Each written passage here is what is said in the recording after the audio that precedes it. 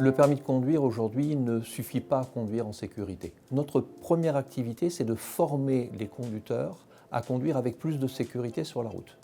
Et notre particularité, c'est que c'est difficile de remettre en cause les habitudes, les certitudes de conduite. On s'est dit qu'on a besoin de supports pédagogiques performants pour sensibiliser les conducteurs. Et en fait, notre particularité, c'est qu'on n'a pas trouvé ces outils sur le marché. Donc on a développé nous-mêmes nos outils pédagogiques. Et notamment depuis 14 ans, on développe nos simulateurs de conduite. On est tous persuadés sur la route, bien conduire. On roule beaucoup, on n'a pas d'accident, donc si on doit améliorer la sécurité sur la route, il faut travailler sur le comportement des autres conducteurs.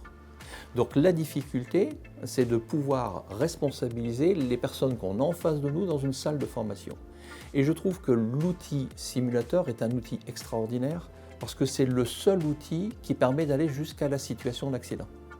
Il n'y aura pas de dommages ni pour les voitures ni pour les personnes, alors qu'en voiture, sur la route, on ne peut pas se le permettre, ni même sur un circuit. L'autre fonctionnalité qui est intéressante dans le simulateur de conduite, c'est la fonction magnétoscope.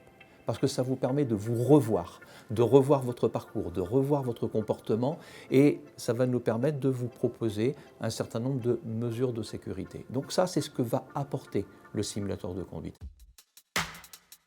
J'ai eu une histoire extrêmement intéressante il y a peu de temps. Une mère de famille vient me voir avec son fils Valentin, qui a eu un très grave accident de la route il y a un peu plus d'un an maintenant.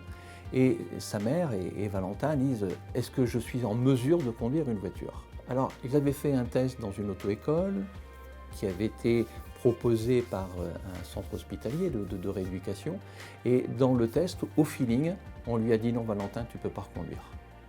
Il est venu chez nous, je l'ai mis sur le simulateur de conduite et moi j'ai dit à Valentin, moi je suis sûr que tu peux reconduire. Depuis, Valentin a son permis, a sa voiture, il a retrouvé une autonomie. Donc par rapport à ça, aujourd'hui on juge trop facilement un conducteur. Là c'est un exemple pour la rééducation, mais ça peut être pour une évaluation de conduite, pour des formations de conducteurs professionnels. Donc on crée actuellement des outils qui permettent de faire des tests d'évaluation. Et à la fin du test, on va avoir vraiment des données chiffrées qui permettront d'évaluer la compétence des conducteurs, de mettre en place un programme de formation adapté. Et si je prends le cas de Valentin, il a fallu faire tout un travail pédagogique et d'exercice pour l'amener au niveau du permis de conduire. Donc ça permet de faire ce travail et de faire une évaluation finale. Donc ça, c'est le gros chantier qui est en cours, qui va sortir dans les tout prochains jours et qui va vraiment permettre de faire des mesures objectives du comportement du conducteur. L'expérience de Valentin, pour nous, était très intéressante dans la mesure où on est en train de finaliser, là encore, un poste de conduite parfaitement adapté à la rééducation. Donc le poste de conduite avec les commandes de façon à pouvoir permettre à la personne de s'entraîner, c'est-à-dire que l'accélérateur il peut être à droite, il peut être à gauche, il peut être sur le cercle du volant, il peut être des commandes tirées-poussées et les programmes spécifiques qui permettent de s'entraîner et de retrouver une autonomie parce que le fait de travailler sur le simulateur, il faudra aller ensuite sur la route, eh bien, va permettre aux personnes de retrouver et de récupérer le permis de conduire et de retrouver de l'autonomie. Donc ça c'est un axe fort, on a trouvé un partenaire Medimex qui distribue nos produits auprès des CHU.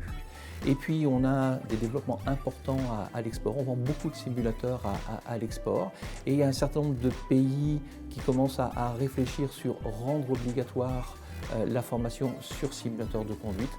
Donc on commence à être intégré dans des projets très importants qui, j'espère, devraient voir le jour sur 2018.